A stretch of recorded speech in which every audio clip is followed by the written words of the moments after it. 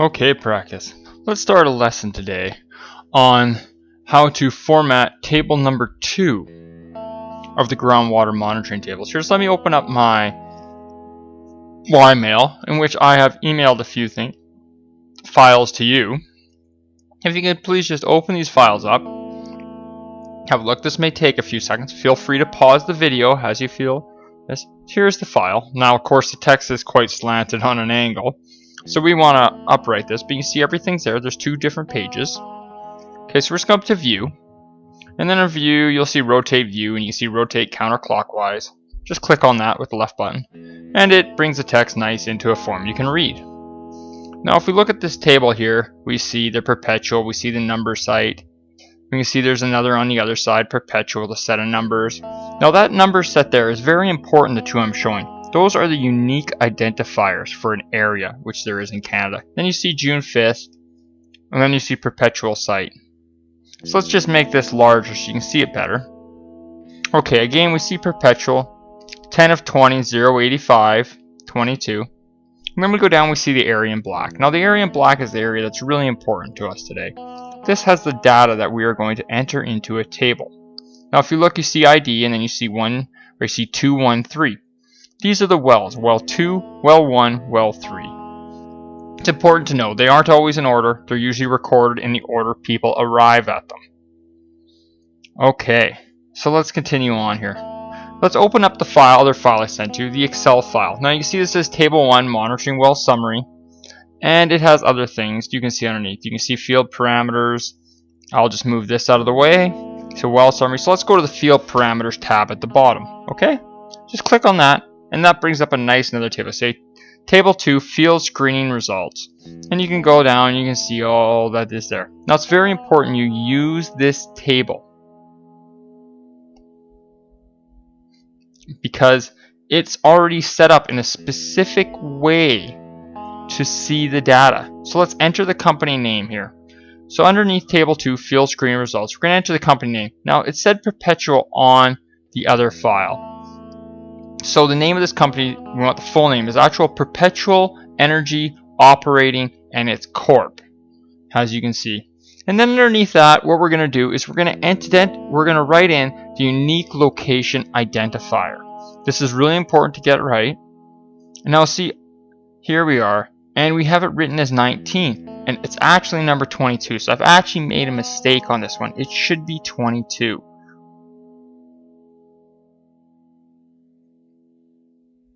Oh, so we're just gonna get rid of the whole thing here.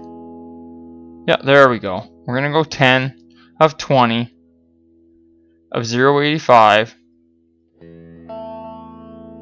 We're gonna look at this again. Okay, we have 22 W4M. And it's 22 W4M. Let me know if I'm going too fast for you. I'm sorry, I will slow down the next video. I've just seen this now because I recorded for the first time. And the first thing we're going to do is we're going to save this file. And when you save a file, you never want to save over top of the template. It's always a mistake. Now I believe right here, I come on down, and I have a list called practice. Now I'm going to save them. How you save your files is very, very important. I've also have a template called perpetual, and you should create yourself a nice folder system. If you don't have one, pause the video right now and save it like that. Okay, so we've saved the file. Now in sample date, and then we also have the number. So let's put the wells in. So we had number 1, we have number 2, and let's put in number 3.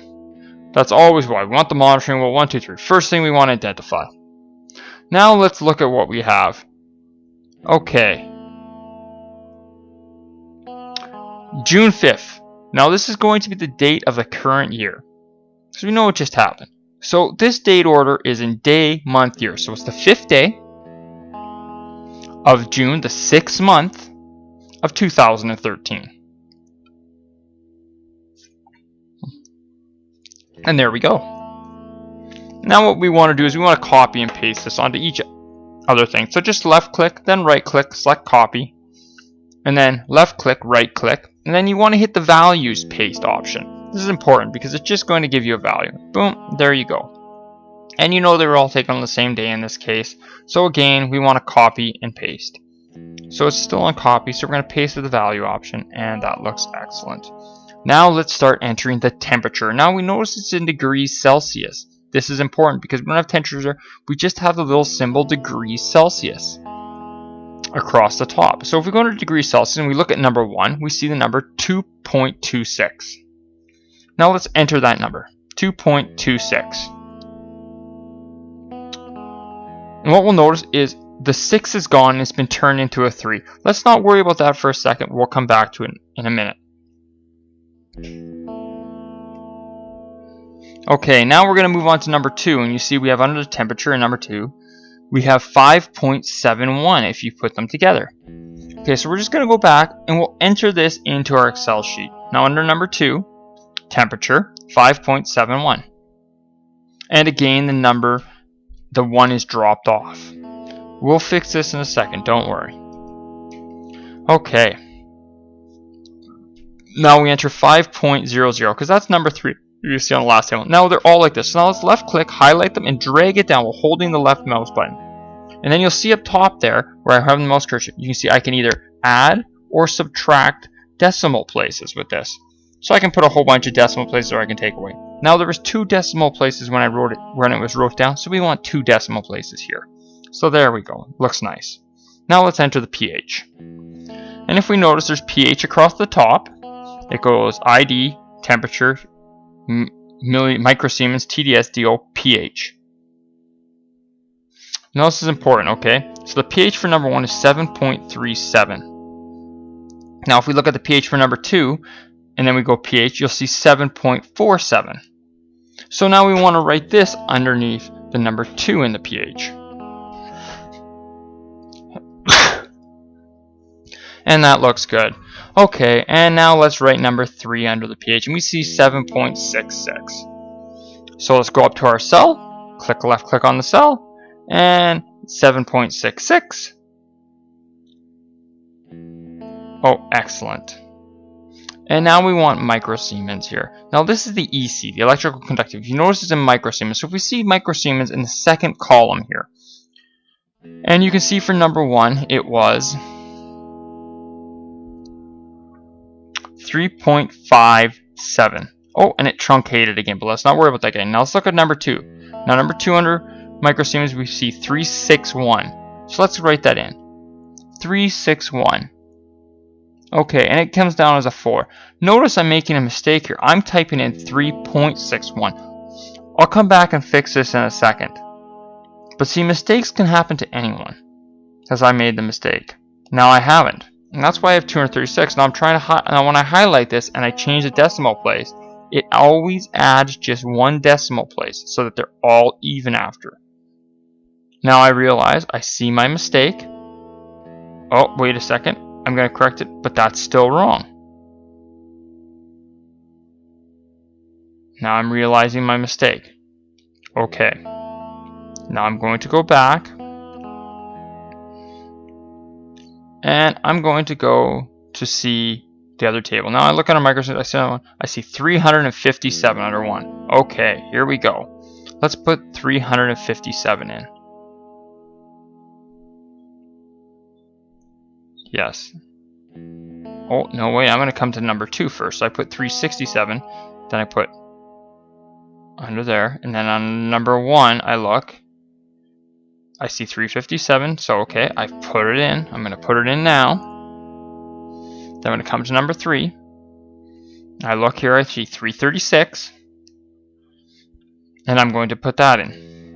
Notice now, I still have a decimal place for each one after the dot. I want to get rid of that because that wasn't in the numbers I wrote down, so let's get rid of that. There we go. That's very important how many decimal places there are.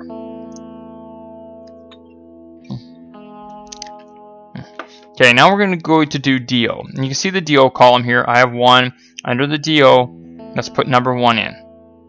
And there's our value for number 1. Excellent. Now we're going to go back and we'll look at number 2. Under 2 I have 1.1, so it's under 2 I have 1.10. So let's put that value in. 1.10. I know this is quite quick. Just pause it and go back and watch the video a few times, and you should be able to pick this up. Try and match up the numbers I've had, and it'll piece together for you, and it'll make more sense the more you do it, the more you repeat it, the more you watch the video. The total video is only 17 minutes long, so it won't be a problem. See, now I've moved on, and I moved on to ORP, and I look at the value. Now notice ORP has negative values, so I'm going to type in -982, and there we go. I'm going to come back, and I'm going to type in the second value. And I come across, I see where I'm at, and I have 101.1. I'm going to type that in.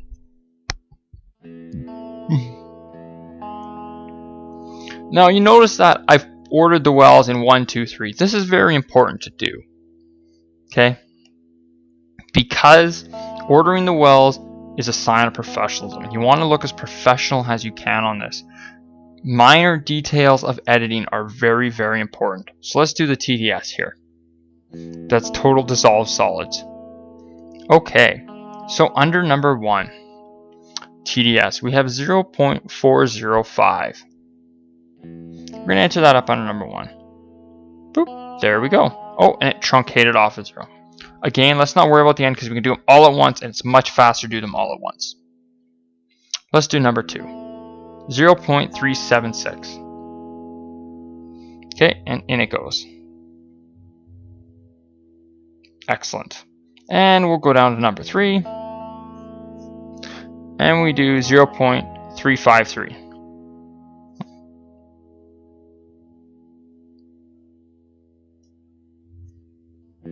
Excellent.